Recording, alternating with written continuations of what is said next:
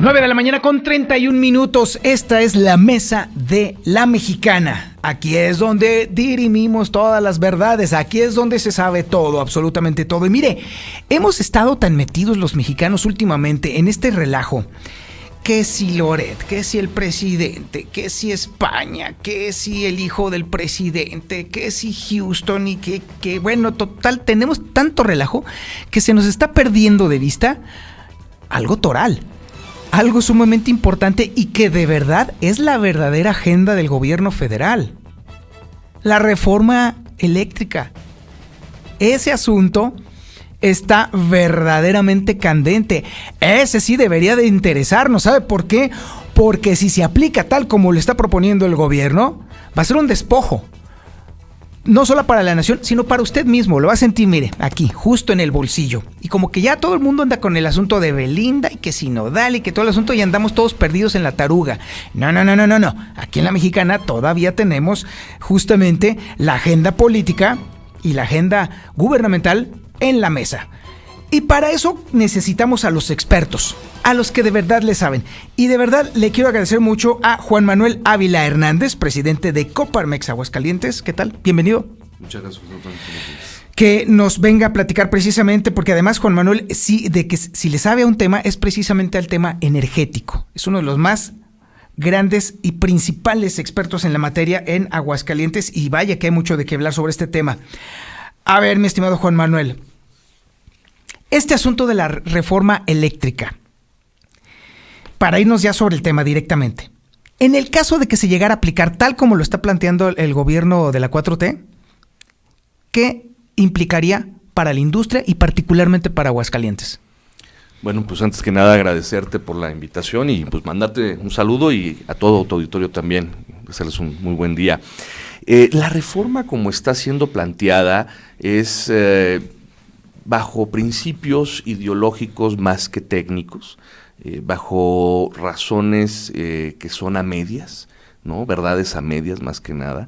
Y esto no quiere decir que nosotros en la IP, porque se ha manejado una de estas verdades a medias, es que la iniciativa privada, que los privados, las empresas que participan en el sector energético están en contra de CFE y están en contra de México. Eso es una de las premisas que se maneja, o sea, no se manejan datos, ¿no? Es un tema de ideología. Entonces, todos los que no quieren la reforma es porque están en contra de CFE, quieren ver un CFE débil y quieren ver un Estado mexicano débil, ¿no? Quieren ser entreguistas, esos son los términos que se utilizan. Para empezar, la iniciativa privada no quiere un CFE débil. A nosotros no nos interesa, y cuando digo nosotros no es la IP, es a los mexicanos en general, no nos interesa ver una CFE débil. Nosotros, los mexicanos, queremos una CFE fuerte. Y cuando digo nosotros los mexicanos, también incluyo a la iniciativa privada que trabaja en el sector energético. Y yo quiero dejar unos datos, digo, ahorita ahondaremos más en esto, pero yo quiero dejar unos datos. Cuando dicen, es que la reforma anterior, la reforma de 2013, deja en... La de Peña, para la de dejarla, Peña, vamos, ¿no?, a dejarla así. Exacto, la reforma energética de sección anterior vulnera a la Comisión Federal de Electricidad y la pone a trabajar en condiciones de desventaja. Pues yo me iría a los datos duros. Si CFE en 2018 terminó el año con más de 20,000 millones de pesos de utilidad, ¿por qué hoy CFE tiene un déficit de más de 66,000 millones de pesos? A ver, otra vez, para que la banda comprenda. A ver, cuando se aplicó aquella reforma, la Comisión Federal de Electricidad terminó con un superávit de 20,000 millones de pesos. O sea, con esa maldita reforma de Peña. Ok. Y ahora con esta administración, ¿cuánto perdió? Más de 66,000 millones de pesos. ¿No, chulada de negocio? Es que la CFE no puede ser aspiracionista, perdóname y discúlpame. Bueno, esa es la lógica con la cual se ha conducido esta administración. Exacto. Bueno, o sea, y sobre todo aquí hay un tema muy importante. No es que porque se maneja, una base ideológica detrás de la reforma. Entonces dicen, bueno, es que la CFE no debería de generar utilidades, ¿no? Entonces no importa que estemos perdiendo dinero, es lo correcto por un tema de soberanía. Y yo creo que no es lo correcto, y no yo, sino muchos mexicanos creemos que CFE tiene que ganar dinero. ¿Por qué?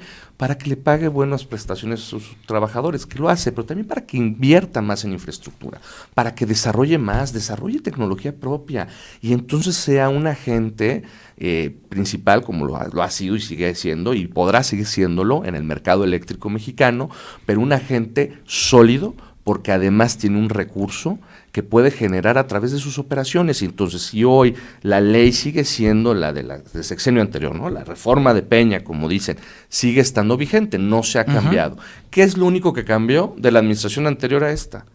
Pues el gobierno federal. Nada más, los dirigentes. Así es. Y entonces tienes que antes, este fortalecimiento de CFE, se veían los resultados financieros, ¿no? O sea, se veía una utilidad que le permite a CFE crecer y robustecer su infraestructura eléctrica, que es necesario, ¿no? Modernizarla, transitar a nuevas modalidades de negocio. Mira, lo que hace la Comisión Federal de Electricidad, que es muy valioso, ¿no? Y por eso sí quiero dejar muy en claro, nosotros no estamos en contra de la Comisión Federal de Electricidad. Los ingenieros que trabajan en la Comisión Federal de Electricidad son de las personas más preparadas en esta materia en el país. El problema son los dirigentes, tú lo acabas de decir. Entonces, si nosotros vemos que lo que hace CFE, que en el sector energético se le conoce como utility, ¿no? Pues los utilities del mundo están transitando a ser redes inteligentes, microredes, redes de respaldo, o sea, otro tipo de servicios, ¿no? Vamos a decir, se están transformando en un Uber, pero de electricidad. Yo no veo eso dentro de la propuesta de reforma. Yo veo dentro de la propuesta de reforma una imposición de mercado, ¿no? Yo me llamo 54%, tú te llamas 46%, ¿no? Y yo me llamo agente monopólico porque yo tengo que serlo bajo un pretexto de soberanía nacional y que los privados participen hasta este punto. Y ahí empezamos a vislumbrar ciertas situaciones que son ilógicas. Por ejemplo, más o menos por estas fechas, el año pasado, recordarás, hubo cortes de electricidad en la región noreste del país. Todavía a la fecha hemos sufrido cortes de electricidad de manera constante, ya no en el sureste, aquí mismo en Aguascalientes. Sí, bueno, yo quería utilizar el ejemplo que pasó en el noreste, el año pasado, con lo que pasó en Texas, ¿no? Porque además fue una situación que sobrepasó a cualquier utility, ¿no? A CFE, al mismo mercado de Texas, ERCOT, a todos los utilities de Texas, o sea, esto fue una situación que sobrepasó a todos, ¿no?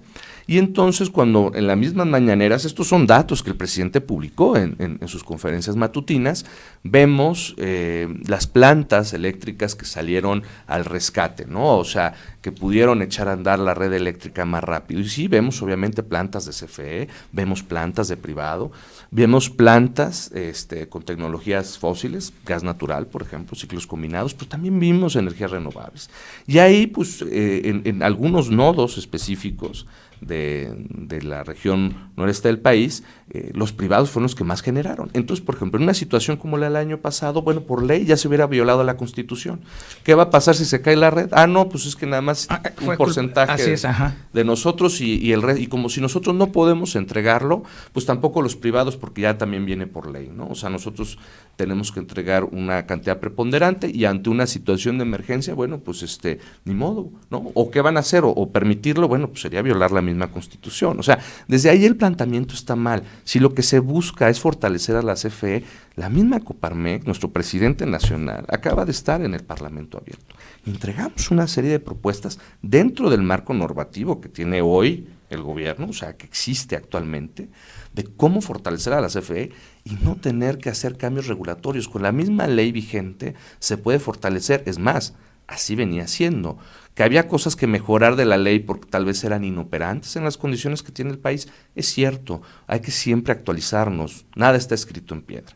Pero de ahí a transitar a un tema de ideología que no puede aterrizar en una realidad, pues lo estamos viendo en otros sectores. El mismo Pemex, por ejemplo, con pérdidas que ascienden a casi los 2 billones de pesos, billones con B. Sí, o sea, billones, o sea, ya no son miles de millones, ahora sí son billones de pérdida. Y esto se representa más de una cuarta parte del presupuesto federal. de todo el gasto que hace el gobierno, del gasto para que la gente tenga medicinas, del gasto para que los policías, la Guardia Nacional, etcétera, sean bien remunerados, del gasto en materia de seguridad que tanta falta hace a nivel federal, del gasto en infraestructura, del gasto social estratégico. ¿Cómo vamos a hacer que nuestros alumnos, nuestros jóvenes puedan competir mejor en las condiciones que el mundo actual tiene? O sea, mientras otros países están viendo cómo incursionar, vamos a decir, en energías renovables, en el metaverso, en hidrógeno verde, nosotros vamos a una regresión. Se ha hablado, ahorita que comento el tema de hidrógeno verde, eso sí, afortunadamente hoy sí está en la agenda del gobierno federal, pero vamos atrás, estamos perdiendo una discusión ideológica contra un resto del mundo que está ganándonos la batalla en tecnología. Ahora, Juan Manuel, fíjate que estás comentando algo muy interesante. La batalla ideológica, todo esto se está convirtiendo en ideológico, pero esto no estaría funcionando, es decir, esta discusión ideológica no funcionaría si los mexicanos no tuviéramos un chip muy curioso que se nos ha metido desde pequeñitos con un cuento, porque es un cuento, siento decirlo, de que el petróleo es de México, el petróleo es de los mexicanos, y se nos ha metido esa fantasía, que es una fantasía, discúlpenme todos los que están escuchando, a lo largo de tantos años que ya la traemos en el ADN. Y el aprovechamiento de esa fantasía mexicana de la propiedad del petróleo ha sido muy bien aprovechada por la 4T, por eso están metidos en este torón, justamente, Juan Manuel. Justo, mira, y en ese sentido yo quisiera ponerte un par de ejemplos para que todos podamos entender lo que estamos tratando de decir en este momento. Si tú eres dueño de una casa y tú se la rentas a tu primo, ¿quién es el dueño de esa casa? Yo, es mi casa, yo se la estoy rentando a mi primo. Oye, pero tu primo vive en ella. Ciertamente, pero porque yo se la rento. Y tú verías que es buen negocio que tu casa, que rentas a tu primo y te paga una renta mensual muy puntual, nunca pasa del día 5 y ya la tienes depositada. ¿Sería mal negocio? ¿Es una opción muy poco estratégica? ¿Sería una tontería hacer eso? No, yo creo que está bien. Sí, me parece que sería idóneo, pues, un modelo de negocio que sí podría redituar, porque además la casa sigue siendo mía. Exacto. Y si el día de mañana llegara otro primo tuyo o alguien un amigo, no sé, y te dijera, ¿sabes qué? Yo te podría pagar más por esa casa, rentártela a un mayor precio. ¿Tú crees que sería buen negocio? Por supuesto que sí. Pues haz de cuenta que lo que el gobierno federal que está haciendo es todo lo contrario. Hablan de que el petróleo ha sido entregado a los intereses privados. Bueno, si nosotros revisamos la ley, el petróleo nunca ha dejado de ser mexicano. El petróleo antes era propiedad de Pemex, no del país. De una Pemex, así es. Ahí está, parte uno de la fantasía que hemos creído los mexicanos. Es de Pemex, no es de los mexicanos. Así era antes. Así era antes. Porque quien decía cuál era la mejor opción para tener o generar réditos sobre el petróleo de este país era Pemex y la Secretaría de Hacienda. Hoy esto se hace a través de la Comisión Nacional de Hidrocarburos. La Comisión Nacional de Hidrocarburos dice, bueno, yo voy a permitir que el petróleo de los mexicanos, sea explotado por el que mejor pague, como tu casa. Tiene sentido, eso es hacer negocios, eso es ver por el beneficio de México, para que tenga más dinero. Y si lo aterrizamos a una lógica todavía inclusive más simple, pues veamos qué hacen otros países que es exitoso. Noruega mismo, Brasil, o sea, son contratos de licenciamiento. El petróleo es del país y yo lo pongo a disposición de los privados que quieran explotarlo. Como el ejemplo de la casa. Y yo, pues, voy a decir, ¿sabes qué? Voy a permitir que venga empresa A, empresa B o empresa C que me genera un ingreso adicional a mí como país para poder redistribuirlo entre todos los ciudadanos. Para darle mejoras a mi casa, para tenerla bonita, obviamente para sostenerla y que sea cada vez más conveniente para futuras rentas más redituables. Eso es lo que hace la gente normal. Pero ahora imagínate que esta es la discusión, ya que estamos poniendo los ejemplos. A ver, entonces, ahora imaginemos que pues te dicen en tu familia, ¿no?